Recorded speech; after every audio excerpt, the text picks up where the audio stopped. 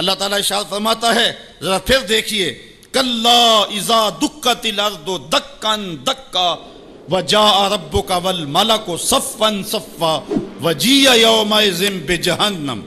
پھر جب اس دن جہنم کو سامنے لایا جائے گا، پھر کیا ہوگا؟ انسانوں کے رونگٹے کھڑے ہوں گے. پھر ایک دم ماضی کی سکرینز جو ہے وہ سامنے آئے گی، وہ برائیاں کی، وہ داد عیش دیے، وہ جو کچھ کیا سب کچھ سامنے آ جائے گا. یومئذ یتذکر الانسان، اس دن آدمی سوچے گا، وَأَنَّ لَهُ الذِّكْرَى، اور اب سوچ کا وقت گزر چکا ہوگا. اس دن انسان کو بہت کچھ یاد آئے گا. اس وقت خیال کرے گا، کاش میں یہ کر لیا ہوتا، میں یہ کر لیا ہوتا. وَأَنَّ لَهُ الذِّكْرَى، اب اس کو سوچنے کا وقت کہاں، اب اس کا فائدہ کہاں. وہ گھڑیاں، وہ لمحے، وہ ساعتیں اب اس کے لیے حسرت کو بڑھانے والے ہوں گے. وقت پر کافی ہے ایک قطرہ بھی آب خوش ہنگام کا، جل گیا جب کھیت برسا می تو پھر کس کام کا. اس دن پھر بندہ سوچے گا. سنو قرآن کا آہنگ، یقولو یا لیتنی قدمت لحیاتی، وہ کہے گا ہائے کسی طرح میں نے جیتے جی نیکی آگے بھیجی ہوتی، زندگی کو میں نے مقصد میں، مصرف میں، کسی کام میں اور کسی جو ہے وہ مقصد میں لگا دیا ہوتا، اور زندگی کا سرمایہ وہاں میں یہاں کے لیے بھیجا ہوتا. فَيَوْمَئِذٍ لَا يُعَذِّبُ عَذَابَهُ أَحَدٌ، اللہ تعالیٰ اس دن جو عذاب دے گا کبھی کسی نے ایسا عذاب دیا نہیں ہوگا جو وہ دے گا. اللہ اکبر. وَلَا يُوثِقُ وَثَاقَهُ أَحَدٌ، اور اس کا سا باندھنا کوئی نہیں باندھتا جس طرح کہ وہ باندھے گا. اچھا، جب جہنم کو حشر کے میدان میں لایا جائے گا تو عرش کی بائیں جانب جہنم کو رکھا جائے گا، اور اللہ تعالیٰ جل شانہ جو ہے وہ پورے قہر و جلال میں ہوگا. تو جو برے لوگ ہوں گے ان کا پتا تو پانی ہو ہی رہا ہوگا، وہ تو کہیں گے کہ یا لیتنی قدمت لحیاتی، لیکن جو نیکوکار ہیں ان کا دل بھی ڈول رہا ہوگا، کیونکہ بڑے خطرناک جو ہے وہ لمحے ہوں گے. ہمارے ایک ٹیچر ہوا کرتے تھے ریاضی کے، تو وہ بڑے جلالی ہوتے تھے. کبھی ہمارا ٹیسٹ لیتے نا تو دوسرے دن جب وہ آتے نا پیریڈ میں، تو باوجود پتا ہوتا کہ سوال ٹھیک ہم نے کیے ہوئے، بعد میں چیک بھی کیے ہوتے، لیکن جب وہ ڈنڈا لے کے داخل ہوتے تو سب کے پتے پانی ہوتے، پتہ نہیں کس کی جو ہے وہ کم بختی آ گئی ہے. اور پھر جب وہ اچانک جن لوگوں نے اچھے نمبر لیے ہوئے ہوتے ان کو الگ کرتے اور دوسروں کو الگ کرتے، پھر بھی سارے ڈر رہے ہوتے کہ پتہ نہیں یہ کدھر والے ہیں اور یہ کدھر والے ہیں. اور پھر جب کہتے بیٹا تمہیں شاباش، تو پھر جو مسرت ہوتی نا تو وہ پھر لفظوں میں بیان نہیں ہو سکتی ہے. اللہ تعالیٰ فرماتا ہے کہ اس دن پھر کیسا منظر ہوگا. ذرا غور کیجئے کہ جہنم سامنے ہے، اللہ پورے جلال پہ ہے، اور نیکوکار بھی بدکار بھی کھڑے ہیں، کلیجے سینے میں کانپ رہے ہیں. پھر اللہ تعالیٰ جو نیکوکاروں کو ان کو الگ کیا کر کے کہے گا، ایک نغمہ نہیں چھڑ جائے گا، یا ایتھا النفس المطمئنہ، اے مطمئن نفس، اے اطمینان والی جانو، ارجعی الی ربک، تم رب کی طرف آ جاؤ، تم اپنے رب کی طرف آ جاؤ، راضیۃ مرضیہ، اس حال میں تمہارا رب تم پہ راضی ہے اور تم اپنے رب پہ راضی ہو.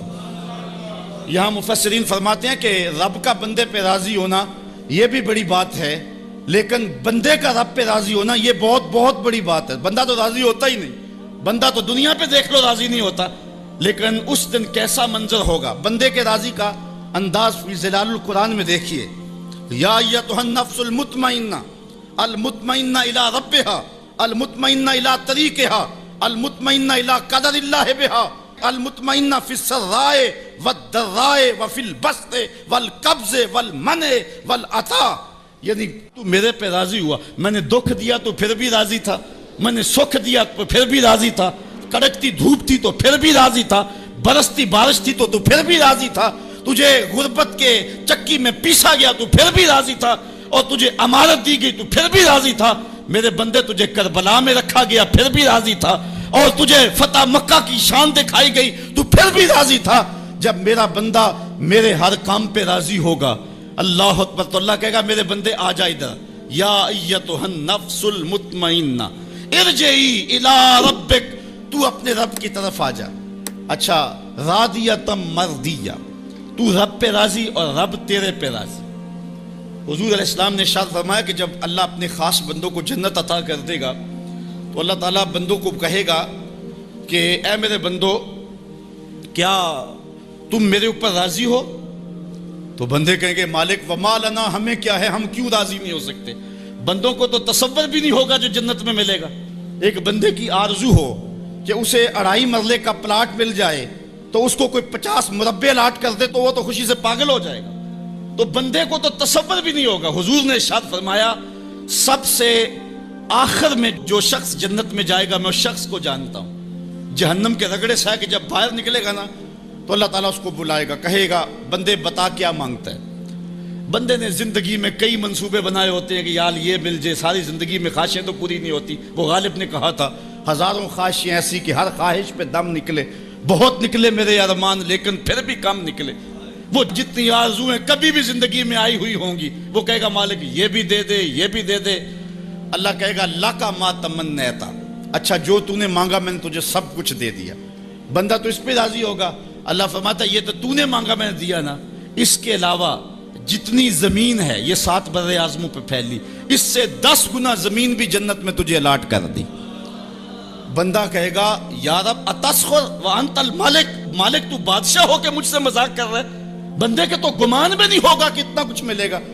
جب یہ بات حضور نے بیان فرمائی فضاحک النبی حتی بدت انیابہ، حضور اتنا مسکرائے کہ حضور کی داڑھیں نظر آنے لگی۔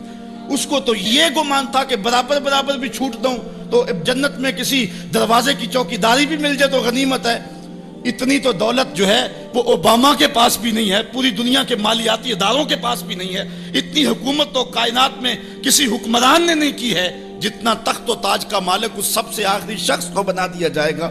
جب سب سے کم پراپرٹی جنت میں جس کی ہے وہ اتنی جگہ کا مالک ہوگا، پھر داتا گنج بخش علی حجویری کی جاگیروں کا عالم کیا ہوگا، پھر انبیاء کی جاگیروں کا عالم کیا ہوگا، امام الانبیاء کی جاگیروں کا عالم کیا ہوگا۔ اتنا کچھ دینے کے بعد میرے بندے کیا تم میرے پہ راضی ہو؟ اللہ تعالیٰ جب بندوں سے پوچھے گا تو بندے کہے گے مالک ہمیں کیا ہوا کہ ہم راضی نہ ہو، ہم تو جو ہے وہ پھولے نہیں سما رہے۔ تو اللہ تعالیٰ فرمائے گا تمہیں ایک اور چیز دینے لگا ہوں۔ تو بندے جنت میں کسی کمی کو محسوس نہیں کریں گے، کہیں گے مالک اور کیا چیز رہ گئی ہے؟ تو اللہ تعالیٰ فرمائے گا بندو وہ چیز یہ ہے کہ میں تمہارے اوپر راضی ہو گیا ہوں، اب کبھی بھی ناراض نہیں ہوں گا۔ تو پھر جو مسرت ہوگی وہ دیدنی ہوگی۔ یا ایتھا النفس المطمئنہ ارجعی الی ربک راضیۃ مرضیہ فادخلی فی عبادی، میرے خاص بندوں میں داخل ہو جا، وادخلی جنتی، اور میری جنت میں داخل ہو۔